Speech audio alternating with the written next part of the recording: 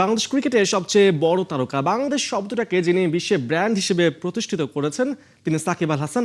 আবারও হঠাৎ করেই বলা যেতে পারে বাংলাদেশ ক্রিকেটে তাকে নিয়ে জোর গুঞ্জন চলছে। সাকিব কি ব্যাক করবেন কিনা এ বিষয়ে আমরা কথা বলবো। আমাদের সাথে আছেন ক্রীড়া বিশ্লেষক দেব চৌধুরী। দেবচৌধুরী, আপনাকে স্বাগত খেলা চোখে। আমরা সাকিবকে নিয়ে অনেক গুঞ্জনই শুনে আসছি 5 আগস্টের পর থেকে 2024-এর, এবং বর্তমানে সেটা আরও বেশি ডালপালা মেলেছে। সাকিব কি ব্যাক করবেন কিনা? যে বিসিবি সাকিবের প্ল্যাকার্ড নিয়ে মাঠে ঢুকতে দিত না দর্শকদের, সেই বিসিবি আসলে সাকিবকে নিয়ে দর্শকদের চিয়ার করাটা তারা ফেসবুকে তুলে ধরছে, প্রমোট করছে। সাকিবের ক্ষেত্রে কি এমন ঘটে গেল বিগত 2-3 মাসে যার জন্য প্রেক্ষাপট এতটাই বদলে গেল? ধন্যবাদ পার্থ। ফার্স্ট যে ব্যাপারটা, যে বিসিবির এই যে অবস্থান, এটা হতে পারে বিসিবির বর্তমান বোর্ডের একটা ট্যাকটিক্যাল সিদ্ধান্ত।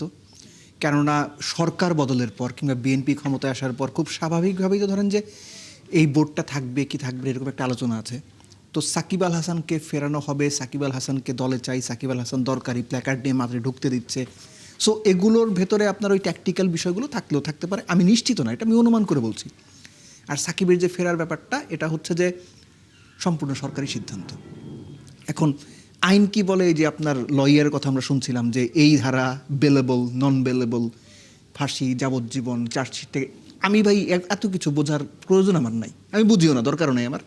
সাধারণ মানুষ হিসেবে আমি এইটুকু বুঝি, এই ধরনের ক্ষেত্রে সরকারকে সিদ্ধান্ত নিতে হবে, তারা সাকিবকে দেশে ফেরাতে চায় নাকি চায় না। আপনি খেয়াল করে দেখেন যে মূল ঘটনা তো 5 আগস্ট 2024-এর পর থেকেই, যে সাকিব বিদেশে থাকা অবস্থায় এইখানে একজন শ্রমিককে হত্যা করেছেন বা সেই মামলায় আসামি। এর আগে ইশরাক সাহেব তিনিও বলেছেন তিনি এটা বিশ্বাস করেন না, তিনি বিএনপি দলীয় সাংসদ। একই সঙ্গে বিভিন্ন পক্ষ থেকে আমরা বিভিন্ন সময়ে শুনেছি যে সাকিবকে ফেরানোটা জরুরি, এবং সাকিবকে ফেরানোর ব্যাপারে প্রতিমন্ত্রী, ক্রীড়া প্রতিমন্ত্রী আমিনুল হক পর্যন্ত বলেছেন যে সরকার বা তারা নমনীয় থাকবে।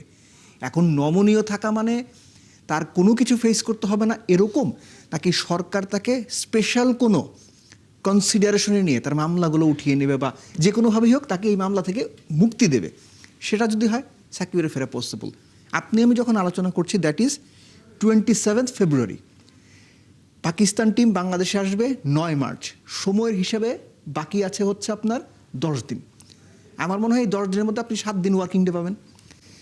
সো সরকার যদি মনে করে যে সাকিবের সব মামলা থেকে, যেগুলো অ্যাকচুয়ালি ওই আর্থিক সংক্রান্ত বা ধরেন যে আপনার ওই মানি লন্ডারিং বা অন্যান্য, এগুলোতে আমি যাচ্ছি না, যেগুলো 5 আগস্টের পরে হয়েছে, যে হত্যা মামলা বা অন্যান্য বিষয় যেগুলো মূল সমস্যা, 7 দিনের মধ্যে চাইলে আমার মনে হয় স্পেশাল অর্ডিন্যান্স করে বা স্পেশাল কনসিডারেশনে এগুলো হয়তো রিভোকেবল, আমি নিশ্চিত না, আইনের ব্যাপার স্যাপার, কিন্তু সরকার সেভাবে চাইবে কিনা, দ্যাট ইজ দ্য কোয়েশ্চেন। এবং এমনও হতে পারে এখানে বাংলাদেশ ক্রিকেট বোর্ড তাদের একটা স্ট্যান্ড নিয়েছে, সাকিবকে তারা ফেরাতে চায়, সাকিবকে ফিরিয়েই হয়তো এইখানে যদি সাকিব ফিরতে পারেন এখান থেকে হয়তো তিনি অবসর নিয়ে নেবেন বা পাকিস্তান সিরিজ থেকেই। তারপর ক্রিকেট বোর্ড হয়তো সাকিববিহীন বাংলাদেশ এখন যেভাবে চলছে, যে সাকিব চ্যাপ্টার ক্লোজ করে এগিয়ে যাবে। কিন্তু এই মুহূর্তে সাকিবকে দেশে ফেরানোর যে চিন্তা, ক্রিকেটে ফেরানোর যে চিন্তা, এবং এটা করার মাধ্যমে বল কিন্তু এখন সরকারের কোর্টে।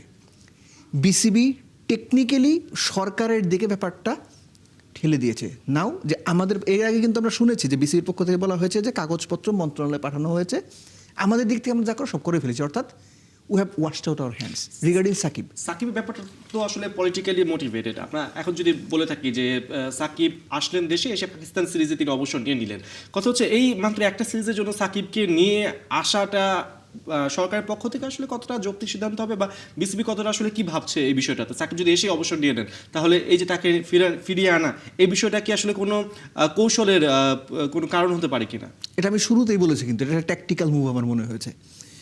এই যে সাকিব আল হাসান এতদিন নাই, বাংলাদেশ টিম কি সাকিব আল হাসানকে ছাড়া মানে একদম গর্তের মধ্যে পড়ে গেছে? সাকিব যে লাস্ট ফিউ টাইমস খেলেছেন, তিনি কি খুব ভালো পারফর্ম করেছেন? আমার কিন্তু সেটা মনে হয় না। মানে দলে Shakib Al Hasan itself is a character. তো সাকিব দলে থাকা দলের জন্য স্ট্রেংথ। এখন সাকিবকে ফিরিয়ে আপনি ক্রিকেটিং পার্সপেক্টিভে চিন্তা করেন, সাকিবকে আপনি ওয়ানডে টিমে ফিরিয়ে আনবেন, ফাইন, কতদিন খেলাবেন, কয়টা সিরিজ খেলাবেন, 2027 পর্যন্ত খেলাবেন, এই বিষয়গুলো একদম অ্যালাইন্ড থাকা জরুরি। ক্রিকেট বোর্ড যদি মনে করে 2027 ওয়ানডে বিশ্বকাপ পর্যন্ত সাকিবকে ওয়ানডেতে বিবেচনা করবে, দ্যাট ইজ ফাইন এনাফ। কিন্তু আপনার প্রশ্নের যেটা উত্তর, যে সাকিবকে এক সিরিজের জন্য খেলানো, এটা আসলে আমার মনে হয় যে আইডিয়ালি ক্রিকেট বোর্ড হয়তো ওইভাবে চিন্তা নাও করতে পারে। এখন ক্রিকেট বোর্ড সরকারের সঙ্গে সাকিব আল হাসানকে আনার পরে তাকে নিয়ে ক্রিকেটীয় প্ল্যান কি এটা শেয়ার করেছে কিনা এটা আমার জানা নাই। তবে ব্যাপারটা আমরা যত সহজে দেখছি, যত সহজ মনে করছি, কোনো পক্ষের জন্যই ব্যাপারটা অতখানি সহজ না, স্পেসিফিক্যালি সরকারের জন্য। সাকিবের ক্ষেত্রে আসলে বিষয়টা কেমন দাঁড়াবে, যে তিনি কি এই পরিস্থিতিতে দেশে ফিরতে চাইবেন কিনা? কারণ আমরা দেখতে পাই যে দেশে অনেক ইস্যু নিয়ে তার অনেক ধরনের মন্তব্য থেকে থাকে, তিনি সেগুলো বিভিন্নভাবে শেয়ার করেন। অনেক সময় আমরা দেখতে পেয়েছি এমন কিছু স্ট্যাটাস রয়েছে যেগুলো কিনা ছাত্র নেতাদেরকেও উত্তেজিত করে তুলেছিল। এই প্রেক্ষিতে সাকিব আল হাসান দেশে ফিরতে চাইবেন কিনা? আপনি হলে ফিরতেন? চিন্তা করতে হতো। এক্স্যাক্টলি। সো সাকিব খুব স্বাভাবিকভাবেই মামলা থাকা অবস্থায়, আবারও বলছি, হত্যা মামলা থাকা অবস্থায় সাকিবকে যতটুকু আমরা জানি বা সবাই জানে দেখে, সাকিব ফিরবেন এটা আমার মনে হয় না। এই মামলাগুলো নিষ্পত্তি না হওয়া পর্যন্ত সাকিব আল হাসান বাংলাদেশে এসে বাংলাদেশের জার্সিতে মাঠে নামা তো পরের কথা, দেশে আসবেন এটা আমার বিশ্বাস হয় না। তিনি নিশ্চিত হতে চাইবেন যে বাংলাদেশে গেলে আমি আগের সাকিব আল হাসান না হইলেও আসামি হিসেবে থাকবো না, ক্রিকেটটাই শুধু খেলতে পারবো, রাজনৈতিক বা মামলা সংক্রান্ত কোনো হয়রানি হব না। আর আপনি যে বললেন যে বিভিন্ন ছাত্রনেতারা যারা আপনার জুলাই সমাজের মানে ওই জুলাইয়ের ওই আন্দোলনে খুব ওতপ্রোতভাবে সম্পৃক্ত ছিলেন বা লিডিং রোল দিয়েছেন, তাদেরকে সাকিব বিভিন্ন স্ট্যাটাস দিয়ে উত্তেজিত করেছেন। দেখেন এখন যে ব্যাপারটা দাঁড়িয়ে গেছে যে সাকিব আল হাসান যতখানি ক্রিকেটার তার চেয়ে বেশি রাজনীতিবিদ পরিচয়টাই সামনে এসেছে।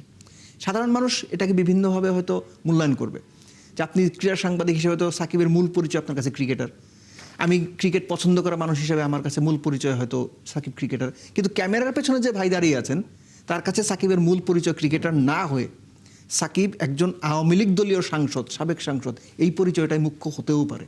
সো এই বিষয়গুলো মানে অ্যালাইন করাটা মোটেও সহজ কোনো কাজ না। সো সাকিবের যে বিপক্ষ যে ফোর্সটা রয়েছে বা সাকিবের বিপক্ষে বা সাকিবের দেশে ফেরার বিপক্ষে যে মানে অবস্থানটা, এটাও কিন্তু কম শক্তিশালী না। আপনি যখন সরকার চালাবেন তখন আপনার সব কিছু চিন্তা করতে হবে। সো বিএনপি সাকিবকে ফেরাতে চায় বা সাকিবকে ফেরানোর ব্যাপারে আন্তরিক, সেটা তো হতেই পারে ক্লিয়ার হিসেবে, কিন্তু সাকিবকে ফেরানোর পরবর্তীতে কি প্রতিক্রিয়া হবে এটাও কিন্তু সরকারকে ভাবতে হবে। অবশ্যই আমরা অনেকে এটাও ভাবছি যে সাকিবকে দেশে আনা হলে সব কিছু ক্লিয়ারেন্স দিয়ে এরপর তাকে হয়তো কোনো ধরনের নাজেহাল করা হবে না বা হয়রানি করা হবে না। বাট এটাও তো ঠিক যে ইমরান খানের মতন একজন পার্সন যিনি পাকিস্তানের কারাগারে বসে আছেন, দিনের পর দিন কাটাচ্ছেন।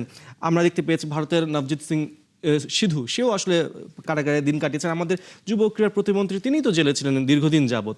সো এই যে সব কিছু ক্লিয়ারেন্স দিয়ে তাকে নিয়ে আসার পর তিনি যে একবারে মানে সহি হালতে থাকতে পারবেন এই গ্যারান্টিও তো নেই। উপমহাদেশের রাজনৈতিক সংস্কৃতি সেটা ফলো করে না। আপনি যে উদাহরণগুলো দিলেন যে ইমরান খান, এবং এখন শোনা যাচ্ছে ইমরান খান নাকি অনেকটা অন্ধত্বের পথে, নবজিৎ সিং সিধু কিংবা ধরেন বর্তমান বাংলাদেশের ক্রীড়া প্রতিমন্ত্রী আমিনুল হক, সবাই আপনার জেলখানাতে ছিলেন বা রাজনৈতিক কারণে জেলে গিয়েছেন। সো সাকিব আল হাসানের ক্ষেত্রে এটার রিপিটেশন হবে না। সাকিব আল হাসান দেশে এসে ক্রিকেট খেলে 3 মাস পর আবার জেলে যাবেন না, এই নিশ্চয়তা বাংলাদেশে পার্থ দেওয়া যাবে না, এই নিশ্চয়তা কেউ দিতে পারবে না। কেননা পুরো জিনিসটা যদি আপনি চিন্তা করেন, এটা আমার মনে হয় বিভিন্ন অংশের বিভিন্ন পক্ষের বিভিন্ন রকম স্বার্থ, আমি ঠিক বলবো না, চিন্তার একটা প্রতিফলন সাকিবকে ফেরানো নিয়ে আছে। ক্রিকেট বোর্ড একরকম ভাবছে, সরকার হয়তো একরকম ভাবছে, ক্রীড়া প্রতিমন্ত্রী হয়তো একরকম করে ভাবছে, আপনি আমি হয়তো আরেক রকম করে ভাবছি। সো এই সব পক্ষের যে চিন্তা মিলবে না। সো যে যেভাবে এই ব্যাপারটাকে দেখতে চায় সে তার মতো করেই কাজটা ডিল করতে যাবে, এবং সেখান থেকে প্রত্যেকটা পক্ষই, এখন যদি সাকিব ফিরে ক্রিকেট বোর্ড মাসল দেখাবে না, উই ব্রট ব্যাক সাকিব, এটা তাদের জন্য খুব পজিটিভ একটা বিষয় না? এখন ওই দেশে কোটি কোটি সাকিব, রিগার্ডলেস অফ সাকিবের পলিটিক্যাল আইডেন্টিটি। ঠিক একইভাবে বাংলাদেশ সরকারও সাকিবকে ফিরিয়ে হয়তো তার ক্রেডিট নিতে, দেখেন আপনাদের মানে রাজনীতিবিদ সাকিব না, ক্রিকেটার সাকিবকে আমরা আপনাদের কাছে ফিরিয়ে দিলাম। সো অনেক পক্ষের অনেক রকম হিসেব আছে।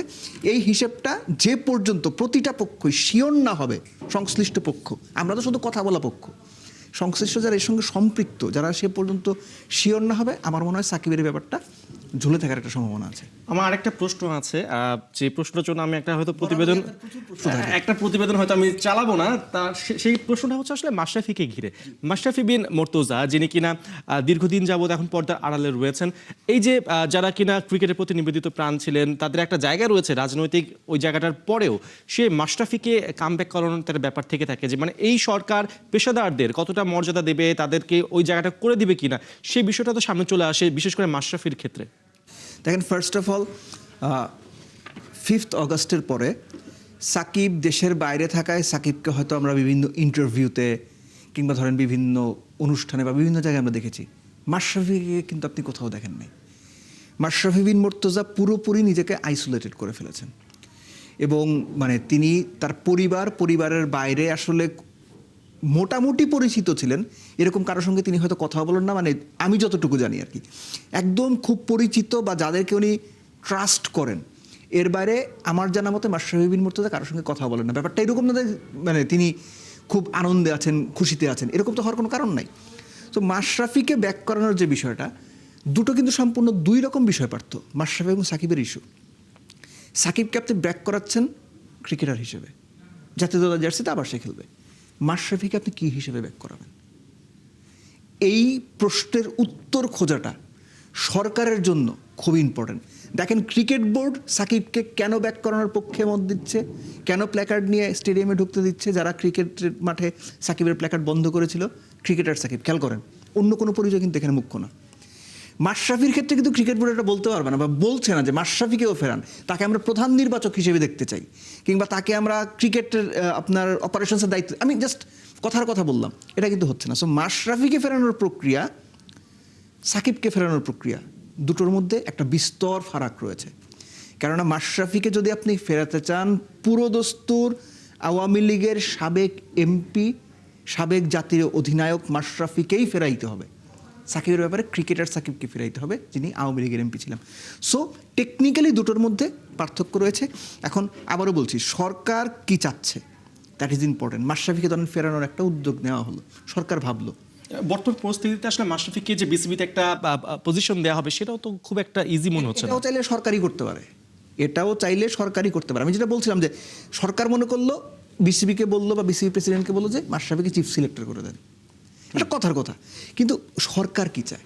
সো মাশরাফিকে ফেরানোর প্রক্রিয়াটা বা তাকে একদম সরাসরি লাইমলাইটে এনে ওপেন করা বা স্বাভাবিক যে জীবনটা মাশরাফি এক্সপেক্ট করেন, আমরা এক্সপেক্ট করি একজন ক্রিকেটার হিসেবে তিনি মানে লিড করতে পারেন, সেই প্রক্রিয়াটা খুব সহজ এটা আমার মনে হচ্ছে না। কেননা আপনি আমি শুধু আমাদের মতো করে ভাবছি ক্রিকেটের পার্সপেক্টিভ থেকে, এটার পলিটিক্যাল পার্সপেক্টিভটা কিন্তু সাধারণ মানুষের মধ্যে আপনার আমার মতো নাও হতে পারে। সো সাধারণ মানুষের রিয়াকশনটা কী হবে, অপোনেন্ট বা অপোজিশন পার্টির যারা আছেন তাদের রিয়াকশন কী হবে, সরকারকে কিন্তু এগুলো ভাবতে হবে। তো সরকার আমার মনে হয় যে না ভেবে হুট করে আপনার আমার কথা শুনে কিংবা অন্য কোনো পক্ষের কথা শুনে সাকিব মাশরাফি বিষয়ে খুব মানে ওইরকম কোনো সিদ্ধান্ত নেবে না।